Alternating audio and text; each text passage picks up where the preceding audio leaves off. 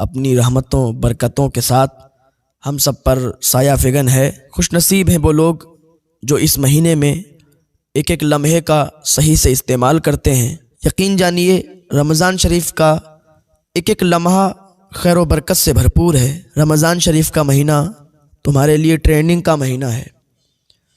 نمازوں کی پابندی، نوافل کی پابندی، روزوں کی پابندی، تلاوت قرآن، ذکر کی مصروفیات، یہ سب ہمارے ایمان کو تازگی بخشتی ہیں اور ہماری روح کو پاک کر کے آنے والے 11 مہینوں کے لیے یہ تیار کرتی ہیں۔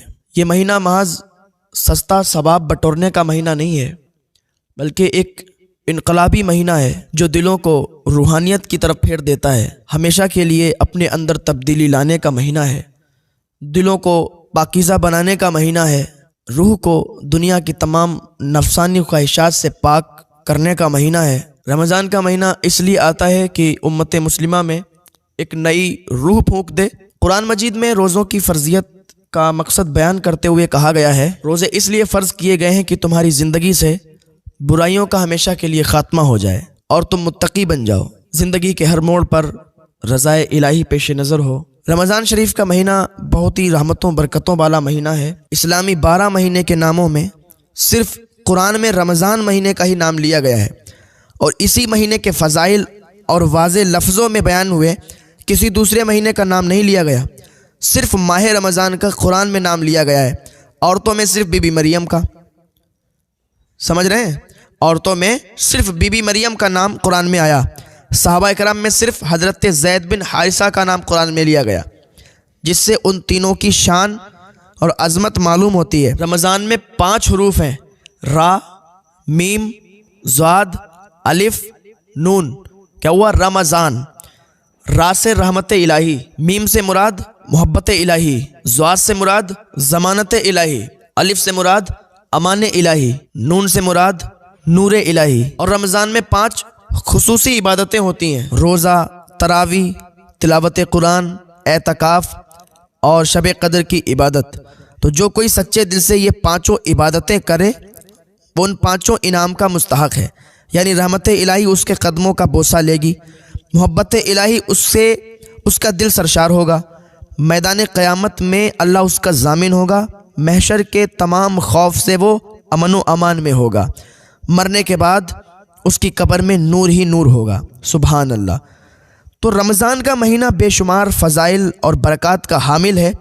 اس ماہ کی بزرگی اور عظمت کا اندازہ اس بات سے بھی لگایا جا سکتا ہے کہ اللہ نے اپنے بندوں کی ہدایت کے لیے قرآن کا نزول اسی مہینے میں کیا۔ حضرت سلمان فارسی رضی اللہ تعالیٰ عنہ سے روایت ہے، وہ روایت کرتے ہیں کہ حضور نبی کریم صلی اللہ علیہ وسلم نے ماہ شعبان کے آخری دن واعظ فرمایا کہ اے لوگو، تمہارے پاس عظمت و برکت والا مہینہ آ گیا، وہ مہینہ جس میں ایک رات 1000 مہینوں کی راتوں سے افضل ہے۔ اس ماہ کے روزے فرض کیے، جو کوئی اس ماہ میں نیکی کا کام کرے تو اسے ایک کے بدلے میں 70 نیکیاں دی جائیں گی۔ فرمایا اس مہینے میں نیکیاں بڑھ جاتی ہیں، اعمال کی کھیتی ہری بھری ہو جاتی ہے، جیسے کہ ہر چیز کے لیے بڑھنے پھلنے اور پھولنے کا ایک موسم ہوتا ہے۔ موسم برسات کا ایک موسم ہے، اس میں جب بارش ہوتی ہے تو زمین اور کھیتیاں ہری بھری ہو جاتی ہیں۔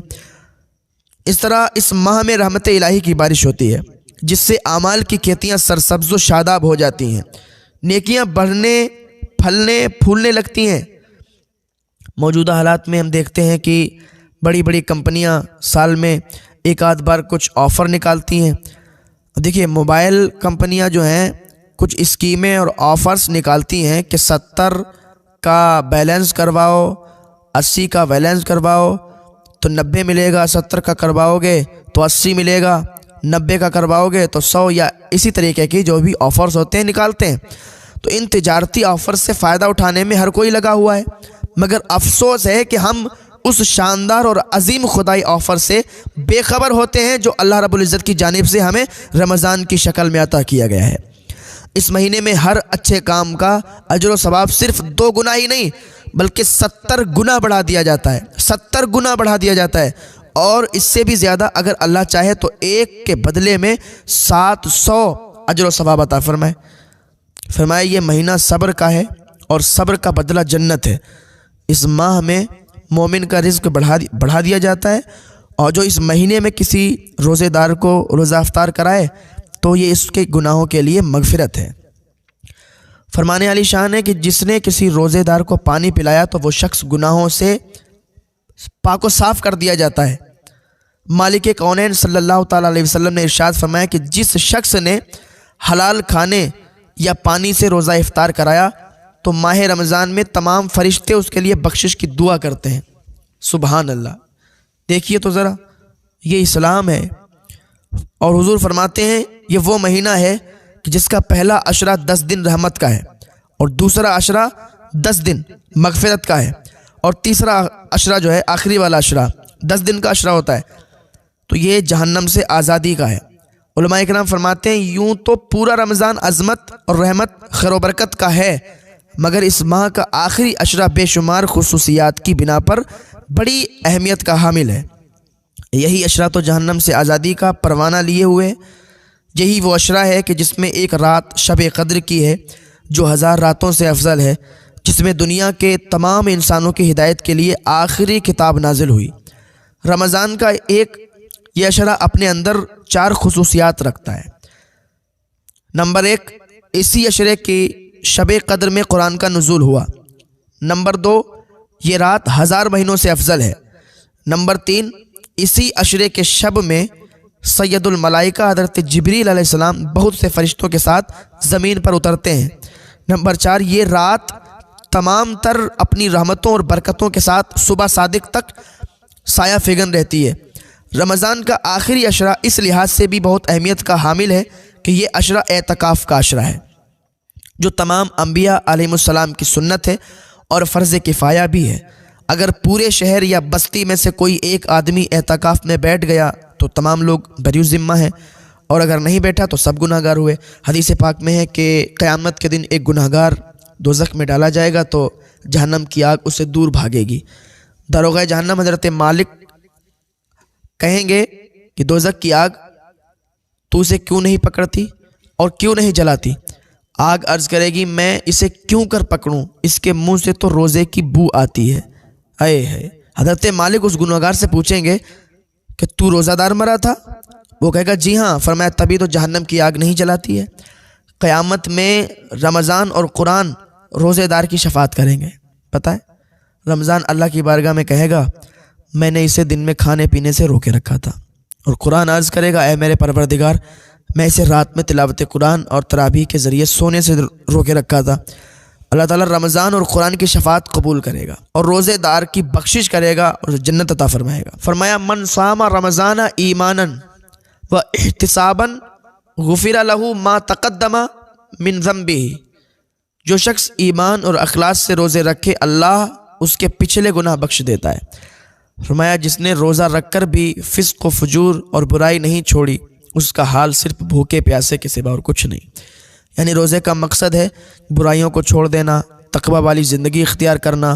آنکھ کا روزہ یہ ہے کہ کوئی حرام چیز نہ دیکھے، کان کا روزہ یہ ہے کہ کوئی بری بات کا کانوں سے نہ سنے، زبان کا روزہ یہ ہے کہ گالی گلوچ جھوٹ غیبت اور چغلی زبان سے نہ نکلے، ہاتھ کا روزہ ہے کہ غلط کام کے لیے نہ اٹھے، پاؤں کا روزہ یہ ہے کہ قدم غلط جگہ حرام کی طرف نہ جائے۔ اگر واقعی وہ اپنے تمام اعضاء کو گناہوں سے بچاتا ہے تو صحیح معنوں میں اسے روزے کی برکتیں حاصل ہوں گی۔ ورنہ حدیث پاک میں آتا ہے کہ بہت سے روزے دار ایسے ہیں کہ ان کو بھوک اور پیاس کے سوا کچھ حاصل نہیں ہوتا۔ ہمیں چاہیے کہ ہم گناہوں سے اپنے آپ کو بچائیں، تبھی عبادت کی سچی لذت ہمیں مل سکتی ہے۔ افسوس کی بات ہے کہ ہم اس مبارک مہینے میں بھی اپنی اصلاح کی کوشش نہیں کر پاتے اور نہ ہی کچھ تبدیلی اپنے اندر لا پاتے ہیں۔ اگر ہم اپنے اندر تقویٰ پیدا نہ کر سکے تو پھر روزوں سے ہمیں کوئی فائدہ حاصل نہیں ہوگا۔ جس روزے میں اور نیک اعمال میں تقویٰ کی بو نہ ہو وہ نیک اعمال بارگاہ خدا میں قبول نہیں اور نہ ہی ہماری نجات کے ضامن ہیں۔ فرمان نبوی ہے کہ رمضان شریف کی پہلی رات میں اللہ اپنی مخلوق پہ نظر رحمت فرماتا ہے۔ رمضان شریف کا روزہ رکھنے والا صدیقین اور شہداء کا ثواب پاتا ہے۔ رمضان کی ہر ساعت عبادت ہی عبادت ہے۔ مومن کا سونا جاگنا، کھانا پینا، اٹھنا بیٹھنا سب عبادت ہے۔ رمضان کے لیے پورے سال جنت کو سجایا جاتا ہے۔ رمضان ہی میں جنت کے 8 دروازے کھول دیے جاتے ہیں۔ جہنم کے 7 دروازوں کو بند کر دیا جاتا ہے اور جنت کے 8 دروازوں کو کھول دیا جاتا ہے اور شیاطین کو زنجیروں میں جکڑ دیا جاتا ہے۔ شیطان انسان کا کھلا ہوا دشمن ہے کہ نہیں ہے؟ کھلا ہوا دشمن ہے، اور وہ انسان سے ہر وہ کام کروانے کی کوشش کرتا ہے جو انسان کو اللہ سے دور کر دے۔ اور صرف شیطان ہی انسانی دشمن میں اکیلا نہیں ہے، بلکہ ارباب خبیثہ اور جنات سے ایک گروہ اس کے ساتھ ملا ہوا ہے جنہیں شیاطین کہا جاتا ہے۔ شیاطین کے اس گروہ کو اتنی طاقت حاصل ہے کہ وہ بیک وقت دنیا میں ہر انسان کو دینی حق سے غافل کرنے کے لیے پورا زور لگاتا ہے۔ انسانی نفس اور خواہشات پر قبضہ کر کے انسان کو راہ حق سے گمراہ کرنا شیاطین کا سب سے بڑا حربہ ہے۔ مگر رمضان المبارک کی اتنی فضیلت ہے کہ اس مہینے میں شیاطین کے گروہ کو زنجیروں میں جکڑ دیا جاتا ہے کہ انسانوں سے برائی سرزد نہ ہو۔ اب یہاں پر ایک سوال ہوتا ہے کہ ذہن میں آتا ہے کہ جب شیاطین کو قید کر دیا جاتا ہے تو آخر لوگوں سے گناہ کا سرزد کیوں ہوتا ہے؟ لوگوں سے گناہ کا صدور کیوں ہوتا ہے؟ تو جواباً صرف اتنا عرض کرنا چاہتا ہوں کہ شیطان انسان کو بہکانے میں لگا رہتا ہے اور انسان بھی شیطان کے چکر میں آ کر گناہ پر گناہ کرتا رہتا ہے۔ اس طرح انسانی ذہن گناہوں کا عادی ہو جاتا ہے اور رمضان میں وہ گناہوں سے باز نہیں رہ پاتا، تو ان کا نفس گناہوں پر دلیر ہو چکا ہوتا ہے، لہٰذا وہی نفس ماہ رمضان میں بھی ان گناہوں پر ابھارتا رہتا ہے۔ اسی طرح رمضان کے مہینے میں جو برائی ہوتی ہے وہ انسانی نفس امارہ جو شیطان کی آماجگاہ خصوصی نشست ہے اس کے ذریعے ہوتی ہے۔